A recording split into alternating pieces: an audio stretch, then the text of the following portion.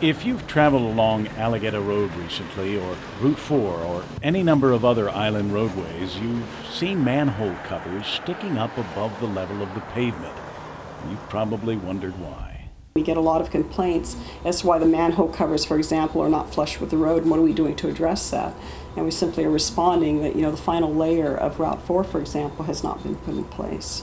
The final layer, the anti-skid layer, also known as the friction course, has been holding up road projects island-wide for months. Actually, pretty much every major road paving project that we're currently undertaking is held up to a certain extent because of the need and the requirement by Federal Highway to be able to meet the anti-skid standard. The problem with the mix that's been laid down is that it doesn't last too long, and the Federal Highway Administration wants to make sure it does, because they're paying for it. So they've required testing be done to ensure that the right mix for the friction course is found.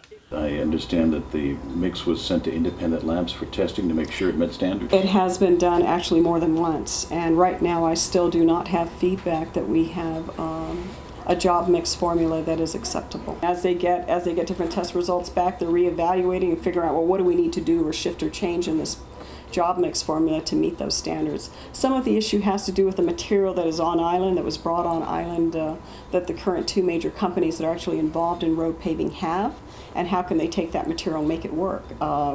That's still a determination. We may or may not be able to do that with the material they've brought on board. The road mix woe is one of a number of major issues facing the DPW director, who, on her return to island yesterday, made one of her first stops the Route 2 overlook at Seti Bay, where last week heavy rains reduced this stretch of the Agate-Umatic Road to just one lane. We were concerned that some of the work to mitigate that might require actually closing the road for a period of time.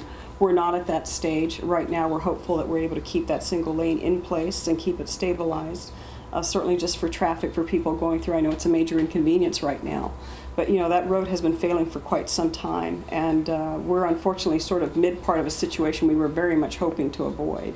But we are fairly confident that we'll be able to work with them to address the mitigation and then build on from there so that we can properly stabilize that roadway and then return the road to its previous status of two lanes on each side of the road. The project was originally slated to be completed by December of this year. Brown says it's too soon to say whether there will be a delay.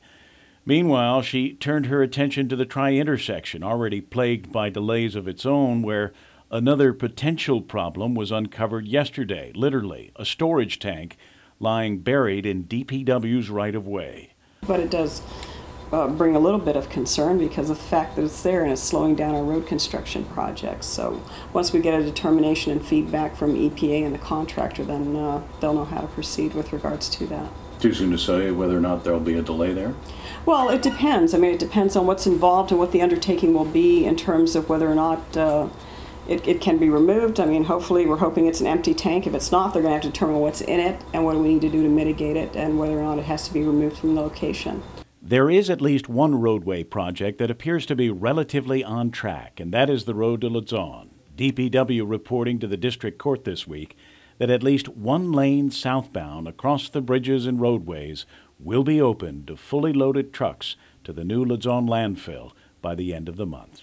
As we had reported to the court several months ago that we would have an accessible lane available to the receiver for trash trucks to transfer to and from Luzon, as we will for residents. I mean, as you can see the progress, particularly we're very pleased seeing the progress coming along the Talifofo Bridge.